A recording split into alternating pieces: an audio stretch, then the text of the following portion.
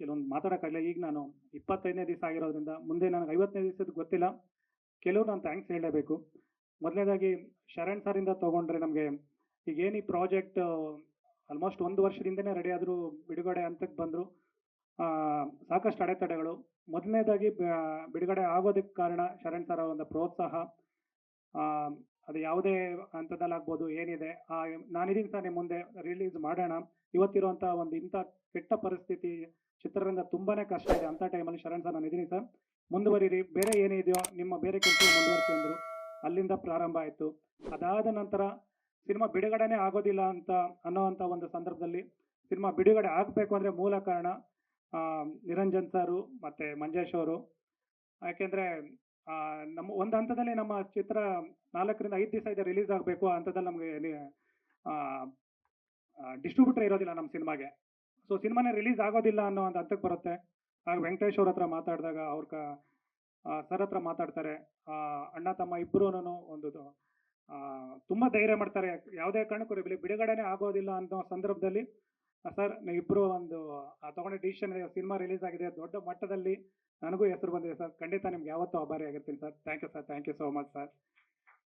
ಮತ್ತು ಎಷ್ಟೋ ಜನಕ್ಕೆ ಗೊತ್ತಿಲ್ಲ, ಇಲ್ಲಿ ಸಿನಿಮಾ ನಂದು ರೆಡಿ ಇದೆ, ಎಲ್ಲ ಚೆನ್ನಾಗಾಗಿದೆ. ತುಂಬ ಜನ ಗೊತ್ತಿರಲ್ಲ, ಜನವರಿ 21ನೇ ತಾರೀಕು ನಮ್ಗೆ ಸಿನಿಮಾಗೆ ಸ್ಟೇ ಬರುತ್ತೆ, ಸಿನಿಮಾ ಬಿಡುಗಡೆ ಆಗೋದು ಮಾಡಬಾರ್ದು ಅಂತ. ನಮ್ಮ ಸಿನಿಮಾಗೆ ಕೆಲಸನೇ ಮಾಡಿದ್ರೆ ನಾವು ಯಾರೋ ಹೊಸ್ದಾಗಿ ಬರ್ತಾರೆ, ಒಬ್ಬ VFX ಕೆಲಸ ಮಾಡಿಕೊಡ್ತೀನಿ ಅಂತ, ಸರಿ ಟ್ರೈ ಮಾಡಲಿ, ಹೊಸಬ್ರಲ್ವಾ ನಮ್ಮ ಕನ್ನಡದ ಕೊಡೋಣ ಅಂತ ಕೆಲಸ ಕೊಡ್ತೀವಿ. ಆತನಿಂದಾಗಿ ನನಗೆ ಆಲ್ಮೋಸ್ಟ್ 1 ವರ್ಷ ವೇಸ್ಟ್ ಆಗುತ್ತೆ. ಕೆಲಸ ಮಾಡೋದಿಲ್ಲ, ಬರೀ 10-20% ಕೆಲಸ ಮಾಡಿರ್ತಾರೆ.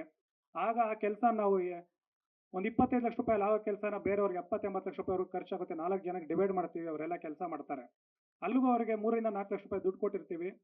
ಕಡೆ ಹಂತಕ್ಕೆ ಬಂದಾಗ ನೋಡಿದ್ರೆ ನಮ್ಮ ಸಿನಿಮಾ ಸ್ಟೇಗೆ ತೊಗೊಂಬರ್ತಾರೆ. 7ನೇ ತಾರೀಕು ಕೇಸ್ ಇರುತ್ತೆ, 10ನೇ ತಾರೀಕು ಸಿನಿಮಾ ರಿಲೀಸ್ ಇರುತ್ತೆ. ಇದು ನಮಗೆ ಮಾತ್ರ, ನಮ್ಮ ಟೀಮಿಗೆ ಗೊತ್ತಿರುತ್ತೆ ಅಷ್ಟೇ, ಡೈರೆಕ್ಟರ್ಗೆ ಆಗ್ಬೋದು, ಹೀರೋಗೆ ಮತ್ತು ಫೈನಾನ್ಷಿಯರ್ಸ್ ಇವ್ರಿಗೆ ಮಾತ್ರ. ಆಗ ಗೋಪಿ ಸರ್ ಹತ್ರ ಹೋಗಿ ನಾವು ಕುತ್ಕೊಂತೀವಿ. ಅವ್ರು ಹೇಳ್ತಾರೆ, ನೀವು ಕೂಲ್ ಆಗಿರಿ, ನೀವು ರಿಲೀಸ್ ನೋಡ್ಕೊಳ್ಳಿ ಅಂತ. ದಯವಿಟ್ಟು ಇದರಿಂದಾಗಿ ನಮಗೆ 7ನೇ ತಾರೀಕು ಸ್ಟೇ ವೇಕೇಟ್ ಆಗುತ್ತೆ, 2 ದಿವಸದಲ್ಲಿ ಸಿನಿಮಾ ರಿಲೀಸ್ ಆಗುತ್ತೆ sir. Thank you sir, thank you so much sir.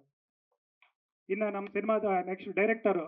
So ಈ ಸಿನಿಮಾದಲ್ಲಿ ಡೈರೆಕ್ಟರ್ಗೆ ಡೈರೆಕ್ಷನ್ ಜೊತೆ ಪ್ರೊಡಕ್ಷನ್ನು ಬೇರೆ ಬೇರೆ ಏನೇನು ಇರುತ್ತೆ, ಪಬ್ಲಿಸಿಟಿಯಿಂದ ಹಿಡಿದು ಪ್ರತಿಯೊಂದು ಕೆಲಸನೂ ಮಾಡಿದ್ದಾರೆ. ನಾನು ಏನೇನು ಮಾಡ್ತಾ ಇದ್ದೀನಿ, ನನಗೆ ಏನು ಗೊತ್ತಿದೆ, ನನ್ನ ಹೆಂಡತಿಗೆ ಮಾತ್ರ ಗೊತ್ತಿರುತ್ತೆ, ನನ್ನ ಹೆಂಡತಿಗಿಂತ ಜಾಸ್ತಿ ನವನೀತಿಗೆ ಗೊತ್ತಿರುತ್ತೆ. ಅಷ್ಟು ಈ ಸಿನಿಮಾ ಕೆಲಸ ಮಾಡಿದ್ದಾರೆ. Thank you Navneet. ಸೊ ಹೀಗೆ ಎಲ್ಲರ ಒಂದು ಸಹಕಾರ, ಇದರಿಂದ ಸಿನಿಮಾ ಇವತ್ತು ಒಂದು ದೊಡ್ಡ ಮಟ್ಟದಲ್ಲಿ ಹಿಟ್ ಆಗಿದೆ, ಒಂದು ಹೆಸರು ಮತ್ತು ಎಲ್ಲನೂ ಬಂದಿದೆ ಕೀರ್ತಿ. ಹಾಗೆ ಇನ್ನೂ ಒಳ್ಳೊಳ್ಳೆ ಸಿನಿಮಾಗಳು ಮಾಡೋಕ್ಕೊಂದು ಸ್ಫೂರ್ತಿಯಾಗಿದೆ. Thank you so much. Latest ಹಾಗೂ ಇಂಟ್ರೆಸ್ಟಿಂಗ್ ಸುದ್ದಿಗಳಿಗಾಗಿ ಬಾಸ್ ಟಿವಿ ಕನ್ನಡ ಚಾನೆಲ್ನ ಸಬ್ಸ್ಕ್ರೈಬ್ ಮಾಡಿ. ಹಾಗೆಯೇ ಬೆಲ್ ಐಕಾನ್ ಪ್ರೆಸ್ ಮಾಡಿ. ಇದರ ಜೊತೆಗೆ ಫೇಸ್ಬುಕ್, ಇನ್ಸ್ಟಾಗ್ರಾಮ್, ಎಕ್ಸ್ನಲ್ಲೂ ಮಿಸ್ ಮಾಡದೆ ಫಾಲೋ ಮಾಡಿ.